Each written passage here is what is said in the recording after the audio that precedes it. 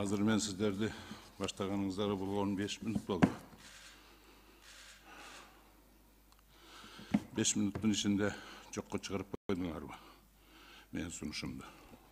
Biz голоско кое элекпиз, байке. Тутамады. Biz жаңы эле баштадык азыр.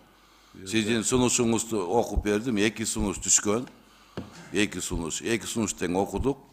Бүгүнкү кайра кайтып келген боюнча суроо жооптор жок, регламент боюнча муну сунуш менен гана депутаттардын көпчүлүгүн чечебиз. Жанагы Алимбеков сунуш кылганды ошолордун өткөрөйүн деп атасыңарбы?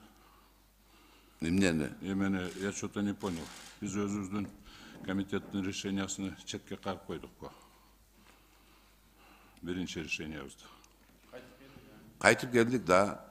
Экинчи окуудан кайра кайтарбадык беле. Азыр 2 сунуш, сиздин сунушуңуз мына кагаз түрүндө бар. Козуевдин сунушу бар. Азыр 2 сунушту гана мен тиги голоско коем, добушка.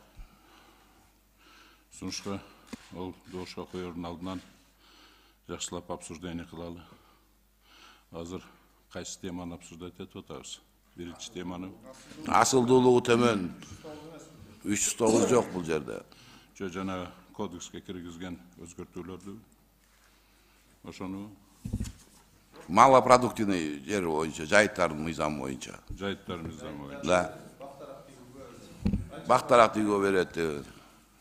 Мы уже столько раз это обсуждали. Өткөндө четке кактык эле. Менин жана сессияда жоктугумду пайдаланып туруп, кайра кайтарып берипсиңер. Вот. Анан кийин бул жерде Алимбековдун эмесин уктум. Комитетте. Эмне бир депутаттын артынан эле ошондой кылат. Жок, кечээ жыйында көрдүңөр. Настоящий эл ошол жерде болду. Силердин баягы, силердин эмес, конечно. Дежурный фермерлер, дежурный ассоциациялар, алар эле эмес. Алар могуга кызыктар, көпөстөр ушул измененияларга. А настоящий элди кечээ өзүңүз көрдүңүз пятница күнү. Мына катышкандар бардыгы көрдү. Баары каршы.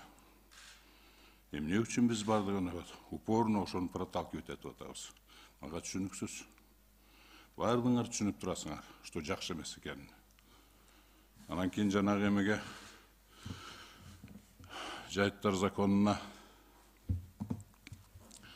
жанагы малопродуктивный деген понятияны киргизиш, бул конституцияга жазылган жайыттар менен токойлорду приватизация кылганга болбойт деген запретти обход кылган эле киргизип атат.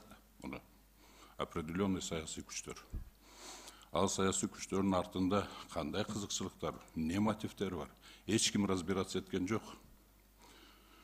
Анан кийин жанагы запреттерди жер кодексине, конституцияга бекеринен киргизген эмес. Муну легендарный парламент киргизген.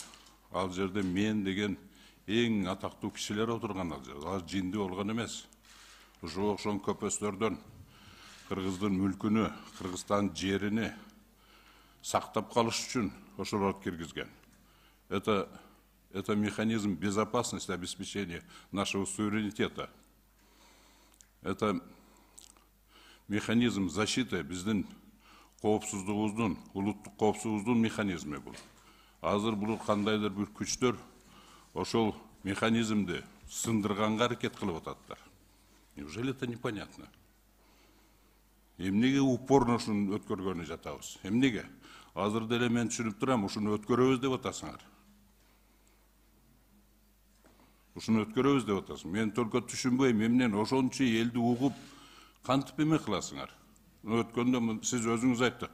Биз аны четке кактык деп айттыңыз. Ошол жерде элге. Айтканыңыз жок да берге келип туруп кайрадан карайбыз, аны кайтарылып келди деп айтпадыңыз да ошол жерде. Четке кактык деп жалган эмердин дополнительный бербедиңиз да толугу менен бербедиңиз информацияны. Мен ошол жерден чыкканым жок сизди уят кылбайын деп. Эмнеге мынтип атабыз? Эмне кызыкчылык бар? Кимдин кызыкчылыгы берди? Мен өткөндө деле айттым, берде, конечно, может, мен планканы чересчур жогору коюп койгондурмун, жана глобальный системадан бияка келип атат деп. Көбү түшүнбөй калгандыр, возможно. Но бул азыр бул кылып аткан ишибиз мына жайыттарга непродуктивный деген түшүнүктү киргизип, анан кийин жанагы кодекске дагы ошондой эле түшүнүктү киргизип, 309 силер айтып атасыңар байланыш. Бардыңар түшүнүп турасыңар, что 309 менен түздөн түз байланыш экен бул эмелерди. Түздөн түз байланыш экен. 309 незаконный экенден бардыңар түшүнүп турасыңар. Ошол жерде жанагы бывший министр ким эле? Тилек фамилиясы эсиме чыгып турат. Ошол жерде айтты го. Biz уже Ген прокуратурага бердик. Мондай статья менен иш козгосун 309-ду түртүп аткан адамдарга деп. Неужели непонятно? Ошолдордон кийин дагы силер ушуну кылып атасыңар. Бардыгы бир пакет бул. Муну мен сразу эле айтып коеюн, дагы бир жолу айтып коеюн. Бул изменениялар менен, бул жанагы жайыттын законуга, кодекске киргизип аткан изменениялар менен биздин Кыргызстандын жайыттарыны, токойлоруну сатыкка даярдап атат булар бардыгы. Бүгүн эмес, эрте эмес. 5 жылдан кийин, 15 жылдан кийин, бирок сатыкка даярдап атат. Инвестиция привлекает этебиз деген шылтоо менен сатыкка даярдап атат. Биз муну менен жанагы биздин өзүбүздүн суверенитетибизге, улуттук, мамлекеттик коопсуздугубузга балта тамырына балта чагып атабыз азыр. Неужели это непонятно? Какылдап айтса дагы түшүнбөйсүңөрбү? Муну качан токтотобуз? Берге эмне келдик берге? Бул азыр бул кылып аткан ишибиз чынын айтсам чыккынчылык менен чектелип турат. Чыккынчылыкка жакын болуп турат. Эгер ушул измененияларды колдоп бере турган болсок, чыккынчы болуп чыгарабыз элдин көзүндө. Эмнеге мындай кылып атабыз? Ким бизди түртүп атат? И самое главное, муну президенттин атынан түртүп атасыз. Жанагы күчтөр. Президенттин атынан, президентти подставлять этип атат. Бүгүнкү күндө ошондуктан эл ойлоп атат, значит, бул артында президент кызыктарды, в конечном итоге президентти жаман көргүзүп ататтар. Айланайындар. Азыр маус Украина болуп аткан согуштун аркасынан азыр бүт мигранттар кайтып келип атат бияка. Потому что там бесполезно стало. Мало того, что там уже жанагы алган айлыктары эчтеке болбой калды. Еще армияга алып кетип ататтар алдар, зордоп. Ошондуктан барды качып атат. Жакында 70% кайтып келет, вакыттуу болсо дагы. А биздин экономический состояниябыз кандай болуп атат? Аны эске албайсыңарбы? Биз и так социальная напряженность политическая в стране. Вы же еще больше напрягаете. И самое главное, президентке бүт бардын жамандыкты көргөзүп атпайсыңар, ошол подставлять этип президентти.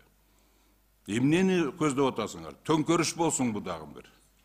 Ел дагы толкунданып чыксынбы? Айтпадыбы кече эле ел? Бардык айтты. Силер көзүңөрдү ачкыла, толкундатып элди көп ойнобогула элдин кыжыры менен деп. Эмнеге мындай кыласыңар? Ошону жакшылап эме кылыңыздар. Азыр, конечно, анандай деп нары бери айлантып ар түрдүү демагогияны ганайет этип туруп өткөргөнгө аракет кыласыңар. Возможно, өткөрүп коесуңар. Но бирок эл көрсүн ким экенин. Кийин азыр болбосо кийин жоопко тартыласыңар бардыңар. Себеби бул чыккынчылык менен кийин жоопко тартыласыңар. Неужели собственно жөн эле ради самосохранение деген дагы мындай ойлонбойсуңарбы? Эмне кызыкчылыктарды кылып атасыңар? Эмне кызыкчылыгыңар силерде? Ар бириңерде эмне кызыкчылыгыңар бар? Бул мындай болбойт. Азыр мен Алимбековдун вообще мен түшүнбөй атам мунун позициясын. Түшүнбөй атам бул биздин депутаттын.